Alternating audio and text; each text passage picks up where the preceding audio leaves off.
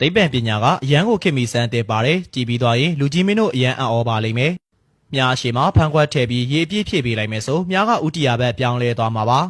ဒါကတော့အလင်းပြန်ခြင်းနေရမှာပါကွဲလွယ်တဲ့ဖန်ပကံလုံးတွေကိုဒီတိုင်းတန်နဲ့ရိုက်မယ်ဆိုတစားစီကွဲသွားပါလိမ့်မယ်ဒါပေမဲ့ရေထဲထည့်ပြီးဖြည်းဖြည်းချင်းတန်နဲ့ရိုက်မယ်ဆိုမကွဲပေအပေါက်လေးဖြစ်သွားပါလိမ့်မယ်ဒါကတော့ရေထဲကဆွဲငင်အားနေရမှာကြောက်ပါမိကျစ်ဆန်ဘူးတွေကစာရွက်ကိုမိရှို့ပေးလိုက်ရင်စီတွေကြံခဲ့ပါလိမ့်မယ်အဲ့ဒီစီတွေကိုလက်မပုတ်ကြည့်လိုက်မယ်ဆိုအဖြူရောင်ငွေတွေထွက်လာပါလိမ့်မယ်ဒါကတော့မျက်လက်ဆရာတွေသုံးနေကြအကွက်ပါဖန်ခွက်ကိုဘီယာဘူးအပေါဝါနာမှာပွက်ပေးပြီးတစ်ချက်လောက်ရိုက်ချလိုက်မယ်ဆိုဘီယာတွေက gas တွေထွက်လာမှာပါဒါကတော့တွန်းကန်ခြင်းသဘောတရားပါ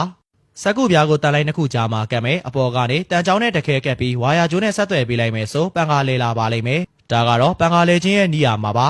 ပင်မောင်ဘောလုံးကိုရေပြည့်ထည့်ထားတဲ့ရေဘူးအပေါ်မှာတင်ပေးလိုက်ပြီးမှောက်ချလိုက်မယ်ဆိုရင်တော့ပင်မောင်ဘောလုံးကပြုတ်ကျမှာမဟုတ်ပဲတည်ရှိနေမှာပါသွားကြထူရန်တွေကိုချိုးပြီးတော့ဗီဒီယိုတွေကအတိုင်းထားလိုက်မယ်ပြီးတဲ့အခါရေစက်လေးချပေးလိုက်မယ်ဆိုရင်တော့သွားကြထူရန်ကကျဲပုံစံလေးပြောင်းလဲသွားမှာပါသိပ္ပံပညာတွေကခင်မီလာပြီးမို့အချိန်ရှိတဲ့အခါကလေးတွေကိုလက်တွေ့လှုပ်ပြကြည့်ကြနော်